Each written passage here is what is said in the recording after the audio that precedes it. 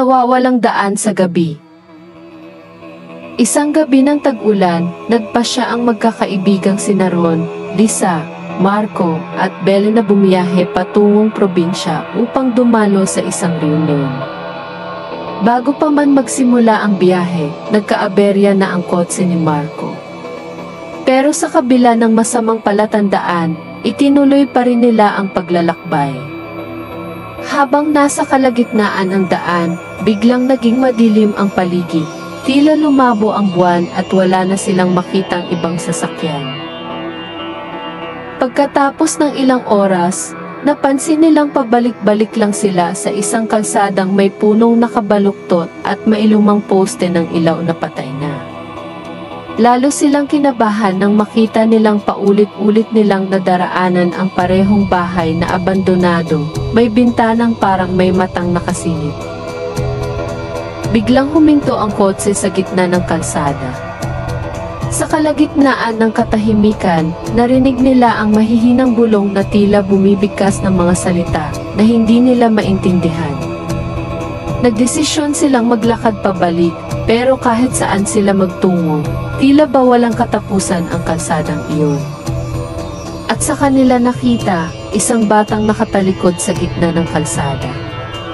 Tinawag nila ito, ngunit sa paglingon ng bata, nakita nila ang maputla nitong mukha, may dugo ang mata at walang ngipin. Sa dulo ng kanilang paglalakbay, natagpuan nila ang mga bangkay ng dating mga nawala sa kalsadang iyon, mga multo ng mga kaluluwang di matahimik na humihiling ng tulong, ngunit sa kanilang paglingon, wala na silang mapagtakbuhan. Ang kalsada ay tila naging isang daan patungo sa kabilang mundo at wala na silang pag-asang makalabas. Ang mukha sa salamin. Si Mia ay isang simpleng dalagita na mayroong koleksyon ng mga antigong salamin sa kanilang bahay. Isang araw, matapos niyang mabasag ang kanyang paboritong salamin, napansin niyang may mga aninong lumalabas sa bawat salaming titingnan niya. Isang gabi, sa pagtingin niya sa salamin sa kanilang banyo, nakita niya ang isang batang babaeng nakatingin sa kanya mula sa likuran, walang ekspresyon at nakasuot ng puting damit na duguan. Gabi-gabi, dumadalas ang mga pagpapakita ng batang iyon sa kanyang salamin. Humihiling ito ng tulong at sinasabing gusto na nitong makalabas. Ngunit isang araw, nang muli niyang tingnan ang salamin, nakita niyang ang batang iyon ay si Mary Insha, sa ibang mundo, nilamon ng dilim. Ang tanging paraan para mailigtas niya ang kanyang sarili ay ang manatiling hindi titingin sa salamin, ngunit huli na nang maramdaman niyang may malamig na kamay na humihila sa kanya mula sa kabila ng salamin, papasok sa walang katapusang mundo ng mga espiritu. Ang batang walang anino. Isang araw sa eskwelahan, napansin ni Guro Elmer ang isang batang babae na hindi sumasama ang anino sa kanyang mga galaw. Tahimik ang batang ito, hindi kumikibo at palaging nasa isang sulok. Nag-usisa si Elmer at nalaman niya mula sa mga matatandang residente na ang batang iyon ay matagal nang namatay sa isang trahedya sa paaralan. Hindi nagtagal, nakikita ni Elmer ang batang ito sa bawat lugar sa paaralan, nakatayo sa harap ng mga bintana, nakaupo sa hagdan, at minsan ay tumatayo sa likod ng mga mag-aaral sa klase. Lalong nakakatakot ang paglabas ng bata tuwing hapon, at natutuklasan ni Elmer na ang tanging paraan para mapakawalan ang espiritu ay ang ibalik ang anino ng bata. Ngunit isang gabi, habang nag-iisa siya sa paaralan, huli na nang mapagtanto niyang ang aninong iyon ay ang kanyang kaluluwa. Tuluyan na siyang kinuha ng bata, naging bahagi ng kasaysayan ang paaralan bilang bagong anino nito.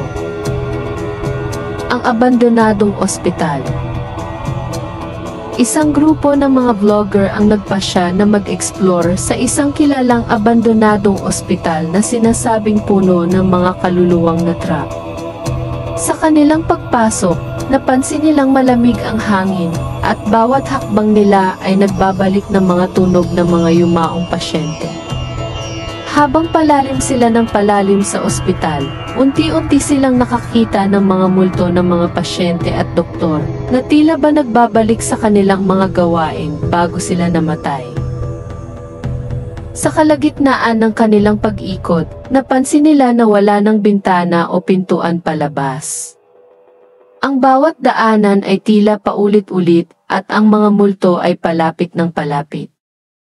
Tila may humihila sa kanila pabalik sa operating room, kung saan nakita nila ang mga sarili nilang katawan, nakahandusay at walang buhay. Sa bawat hakbang na palayo, lalo lamang silang nilalamon ng dilim, hanggang sa ang huling kuha ng kanilang kamera, ay ang kanilang mga sarili na naging bahagi ng ospital magpakailanman. Ang bangkay sa balon. Paglipat ng pamilya ni Tina sa isang lumang bahay sa probinsya, napansin nila ang isang balong natatakpan ng mga damo. Madalas na sinasabi ng mga kapitbahay na huwag lumapit doon dahil may multo raw ang balon. Ngunit isang gabi, narinig ni Tina ang iyak ng isang bata mula sa balon. Sa kabila ng babala, nagdesisyon siyang silipin ito. Sa kanyang pagkasilip, may nakitang kamay na umaahon mula sa tubig, tila humihiling ng tulong. Kinabukasan, natuklasan ni Tina ang kwento ng isang batang nalunod sa balon maraming taon na ang nakalilipas. Simula noon, gabi-gabi niyang naririnig ang iyak ng bata. Isang gabi, di niya mapigilang sumilip muli at naramdaman niya ang malamig na kamay ng bata na humihila sa kanya pababa. Huli na nang mapagtanto niya ang intensyon ng bata. Gusto nitong makahanap ng kapalit para siya ang makalaya. Wala nang natagpuan sa balon kinabukasan, kundi ang mga yapak ni Tina sa putik. Naglaho siyang parang bula.